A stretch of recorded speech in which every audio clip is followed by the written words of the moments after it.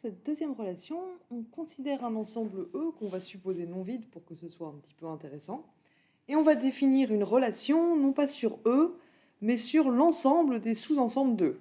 On va dire que deux sous-ensembles A et B dans E sont en relation si et seulement si A est inclus dans B. Et comme à la question précédente, on se demande si cette relation est réflexive, symétrique, antisymétrique ou transitive. Commençons donc par la réflexivité. Donc la question c'est si je prends A un sous-ensemble de E, est-ce que A est en relation avec lui-même? La question du coup, vu la définition de la relation, c'est est-ce que A est inclus dans A, et ça on sait que c'est vrai. Donc la relation R est réflexive.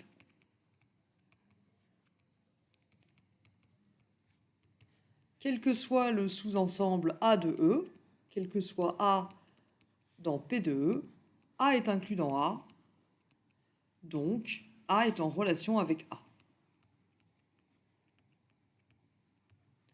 Donc la relation R, elle est bel et bien réflexive. Est-ce que la relation R est symétrique? C'est-à-dire, est-ce que si A est en relation avec B, alors forcément B est en relation avec A?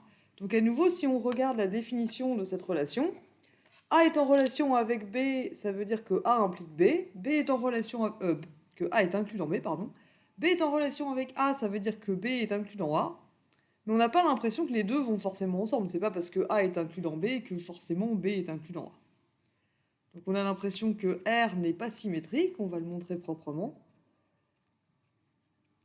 Alors pour montrer que R n'est pas symétrique, il faut qu'on trouve deux sous-ensembles, A et B, tels que A est inclus dans B, mais B n'est pas inclus dans A.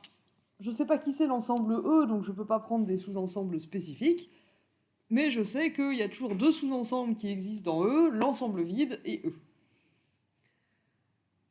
Donc on a vide qui est inclus dans E,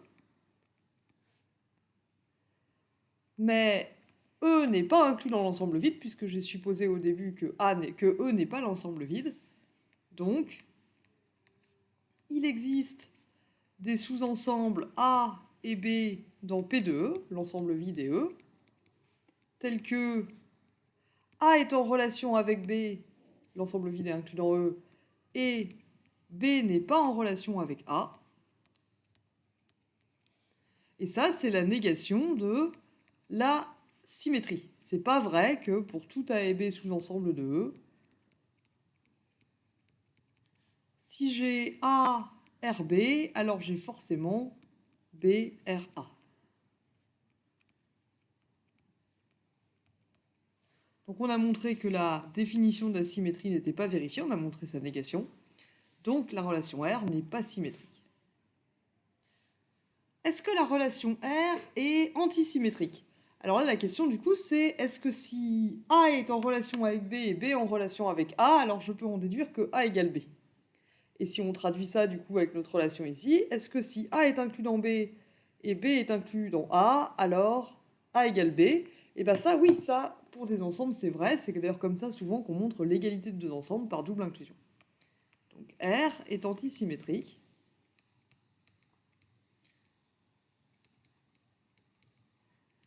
Si je suppose que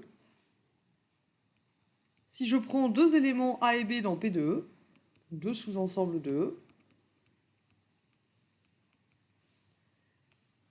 si je suppose que A est en relation avec B et B est en relation avec A,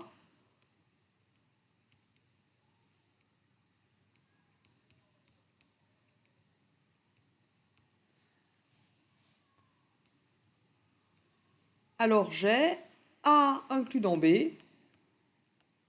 et B est inclus dans A. Donc, par double inclusion, j'en déduis que l'ensemble A est égal à l'ensemble B. On a donc montré que pour tout A et B dans P2, si ARB et BRA, alors A égale B. Donc on a vérifié la définition d'une relation antisymétrique. Il ne me reste plus qu'à vérifier si R est transitive. Alors, transitive.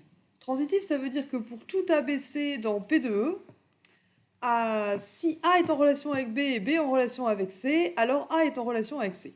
Autrement dit, si A est inclus dans B et B est inclus dans C, alors A est inclus dans C. Bah ça a l'air vrai, hein, c'est la transitivité de l'inclusion.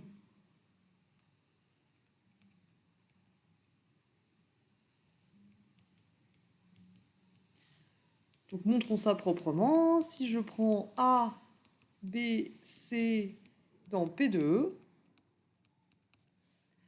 je suppose que A est en relation avec B et B est en relation avec C.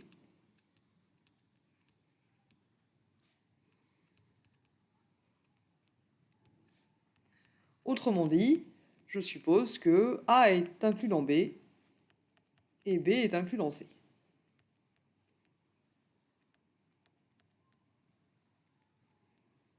Alors, par transitivité de l'inclusion, en fait c'est même le nom de la propriété qu'on essaie de vérifier, A est inclus dans C, donc A est en relation avec C. Donc la relation R est transitive. Pour tout A, B et C dans P de E, si A est en relation avec B et B en relation avec C, alors A est en relation avec C. On a donc une relation qui n'est pas symétrique comme la précédente, donc ce n'est pas une relation d'équivalence.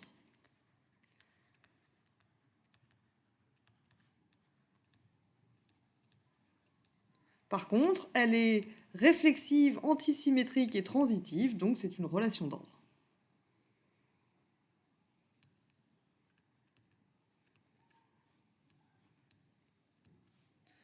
Ce n'est pas une relation d'équivalence, mais c'est une relation d'ordre.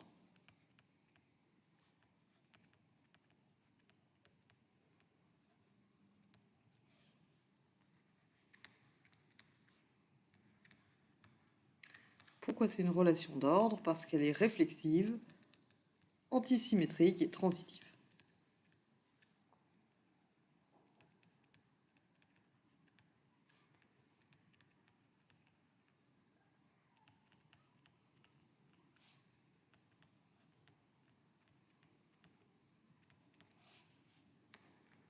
Et comme à la question précédente, c'est une relation d'ordre, mais ce n'est pas une relation d'ordre totale. Si j'ai deux sous-ensembles A et B, c'est possible que j'ai ni A inclus dans B, ni B inclus dans A.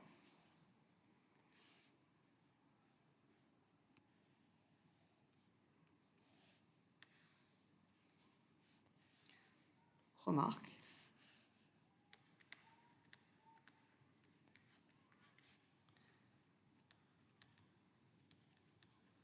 Par contre, ce n'est pas une relation d'ordre totale. C'est possible d'avoir ni A inclus dans B, ni B inclus dans